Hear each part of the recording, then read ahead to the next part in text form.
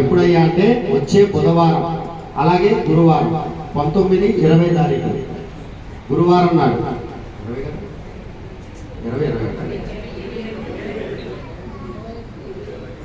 21, 22 బుధవారం నాడు 21వ తారీఖు. ఆ రోజున ఉదయం గణపతి పూజ, పుణ్యాహవచనం, అంకురారోపణ కార్యక్రమం ఇవన్నీ కూడా ఉత్సవాలు ప్రారంభం జరుగుతాయి బుధవారం నాడు ఉదయం. అలాగే బుధవారం నాడు సాయంత్రం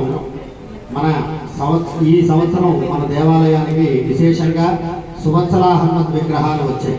అంటే సువత్సలాదేవి, ఆంజనేయ స్వామి ఇద్దరు కూడా ఉత్సవమూర్తులు మన దేవాలయానికి వచ్చాయి. ఎందుకంటే మన దేవాలయం పంచాయతన దేవాలయం. పంచాయతనం అంటే మీ అందరికీ తెలియకపోవచ్చు. ఇందాక పంచభూతాల గురించి చెప్పుకున్నాం కదా, అలాగే పంచాయతనం అని ఉంటుంది.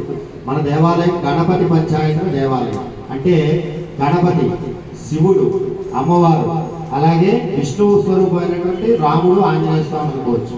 ఈ ఐదుగురు కూడా అంటే శివ, విష్ణు, రవి, గణేశ, అంబిక. రవి అంటే సూర్యుడు, నవగ్రహాల్లో ఉంటాడు. ఈ 5 ఉన్నటువంటి పంచాయతీ దేవాలయాలు చాలా తక్కువగా ఉంటాయి. ఎక్కడో దగ్గర అంటే గణపతి ఉండొచ్చు, లేదా రామాలయాలు ఉండొచ్చు సెపరేట్గా.